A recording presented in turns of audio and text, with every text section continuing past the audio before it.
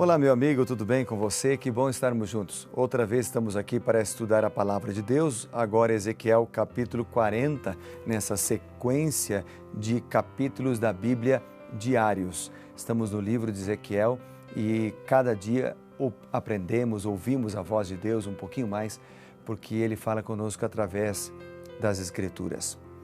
Bem, vamos orar e pedir que o Senhor nos guarde e nos dirija mais uma vez.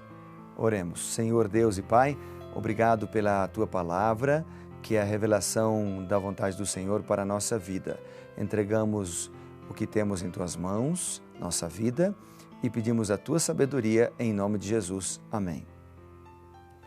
Bem, Ezequiel capítulo 40 apresenta aqui a visão do templo. Então, o tempo, a forma e o propósito da visão são apresentados aqui já no verso 1. No verso 6, apresenta a descrição das portas leste, no verso 20, a porta do norte, e verso 24, a porta do sul.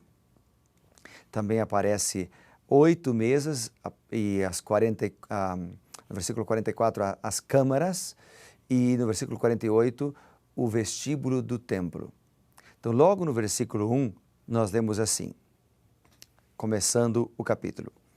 No ano 25º do nosso exílio, no primeiro do ano, no 10º dia do mês, 14 anos após ter caído a cidade, nesse mesmo dia veio sobre mim a mão do Senhor e Ele me levou para lá. Então aqui está uma data aproximadamente de quando o profeta Ezequiel recebeu a mensagem, 573 a.C., um período de 12 anos desde que as 6 mensagens de esperança foram proclamadas, 12 meses após a queda de Jerusalém e 25 anos depois da deportação de Joaquim. Ezequiel, no capítulo 40, versículo 2, ainda diz, em visões Deus me levou à terra de Israel e me pôs sobre um monte muito alto. Sobre este havia como um edifício da cidade para o lado sul. Então aqui Ezequiel foi levado em uma visão até uma montanha, um monte muito alto, de onde podia ver uma cidade ao sul. Essa visão parece um tanto vaga, mas uma vez que o templo estava localizado ali, pode ser que essa cidade tenha sido Jerusalém, só que nem o monte, nem a cidade são nomeados. Não havia montes altos ao norte de Jerusalém naquela época, nem há nos dias de hoje, inclusive. Então, é possível que seja o Monte Hermon, ao norte da Galileia, caso os limites da terra fossem considerados até aquela distância. O fato é que Deus levou o profeta em visão. Deus conduzia seus servos em visão para apresentar a eles uma revelação, a mensagem da palavra de Deus. E aqui a mensagem era especificamente no templo. Nos versículos 3 e 5 nós lemos, ele me levou para lá e eis um homem cuja aparência era como a do bronze. Estava em pé na porta, tinha na mão um cordel de linho e uma cana de medir. Disse-me o homem, filho do homem, vê com os próprios olhos, ouve com os próprios ouvidos e põe no coração tudo que eu te mostrar. Porque para isto fosse trazido para cá, anuncia, pois, à casa de Israel tudo quanto estás vendo. 2 coisas aqui. Em primeiro lugar, põe no coração, ele diz, a mensagem que você terá que transmitir. Então, o profeta tinha que primeiro viver, tinha que primeiro experimentar, para depois falar. E o segundo ponto é anuncia tudo quanto estás vendo. Então, ele não falava de uma teoria, ele não falava daquilo que ele via, aquilo que era apresentado em visão para ele por Deus. Quando nós pensamos nos dias de hoje, nós temos a tarefa dada por Deus para testemunhar do amor de Cristo. Também Deus nos chama a primeiro experimentar o amor de Jesus, experimentar a mensagem do Evangelho, experimentar a graça de Cristo, para depois então poder falar com propriedade, com segurança, daquilo que nós estamos vivendo. É bom falar daquilo que você conhece. Eu posso falar para você, por exemplo, do Japão. como é uma ilha, o Japão é uma ilha, o número de pessoas que tem no Japão, seus hábitos, seus costumes, eu posso apresentar para você com bastante propriedade, se eu ler, se eu estudar, se eu conhecer. Agora eu posso falar para você com muito mais realidade, com muito mais propriedade do Paraguai, que é um país onde estou morando atualmente. Então eu posso falar para você daquilo que eu estou vivendo. Então é isso mais ou menos o que o profeta estava apresentando aqui, o que Deus estava falando para o profeta. Ele tinha que falar não de uma teoria, não de um conhecimento abstrato, mas ele tinha que falar daquilo que ele conhecia. E nós somos convidados pelo Senhor a conhecer cada dia o Senhor Jesus Cristo. Ele se revela para nós através da sua palavra e nós podemos aí falar com alegria para as pessoas do amor do Senhor Jesus.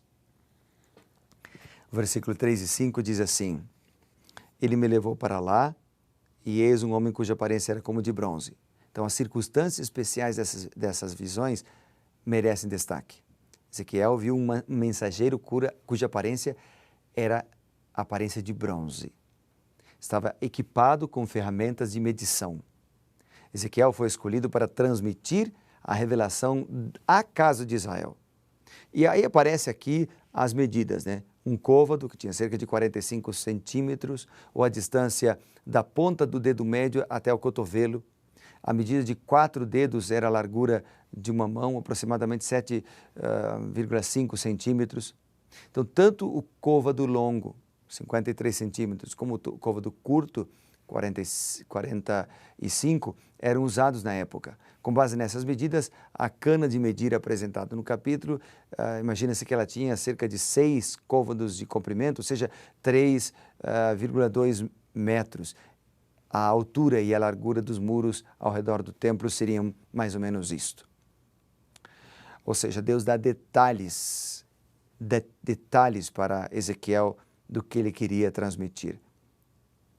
No capítulo 40, versículo 6 até o 16, aparece uma descrição do umbral da porta oriental, que media 3,5 metros de largura. Cada câmara da porta, o salão da guarda, tinha 3,5 metros de lado, separados por um espaço de 3 metros de largura. Os degraus, aparentemente, conduziam ao umbral externo e as câmaras, 3 de cada lado, criavam uma passagem até o umbral interno que levava a um vestíbulo com aproximadamente 4,5 metros de largura. Os pilares mediam 1 metro de largura, a distância através da porta do umbral externo era 6 metros, a distância do início da porta através do umbral externo era aproximadamente 7,5 metros, sendo que 3,5 correspondiam ao umbral. O espaço na frente da câmara tinha 50 centímetros de largura. Tudo isso mencionado aqui no capítulo 40 que nós estamos mencionando. As dimensões gerais da porta leste, as duas portas idênticas no norte e no sul, com 15 metros por 30. Os pilares, que tinham 35 metros de altura. Depois, o versículo 17 até o verso 27 apresenta o pavimento inferior, que era igual em comprimento à porta de entrada, 30 metros, e a distância entre a porta externa e a porta interna correspondente, que era de 60 metros. As câmaras, que eram aposentos que ficavam alinhados dentro dos muros norte, sul e leste, provavelmente para a estocagem ou acomodação dos sacerdotes, também são mencionados com detalhes aqui. Se você ler os versículos 28 até o verso 37, você vai ler sobre os vestíbulos, que tinham 15 metros de comprimento por 13 de largura. Depois, verso 8, 9, 14, aparentemente os vestíbulos eram das portas na câmara interna e tinham dimensões diferentes. Então, ali também apresenta que, em contraste com as portas externas, elas tinham seus vestíbulos do lado externo, com uma escada de 7 degraus. Uau! Se você ler o versículo 38 até o verso 43 do capítulo 40, você vê que Ezequiel viu um cômodo próximo da entrada da porta norte do salão interno, onde animais eram mortos e levados para os sacrifícios.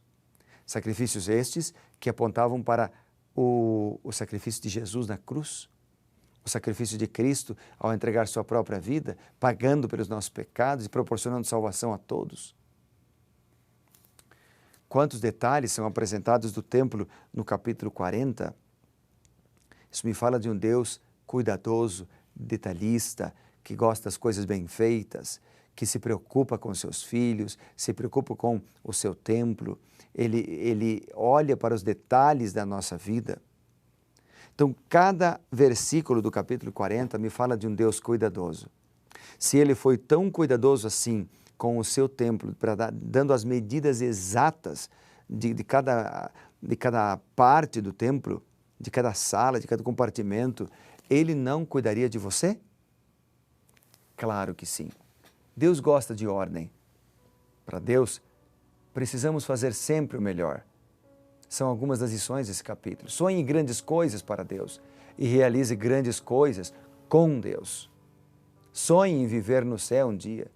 São algumas das lições espirituais desse capítulo.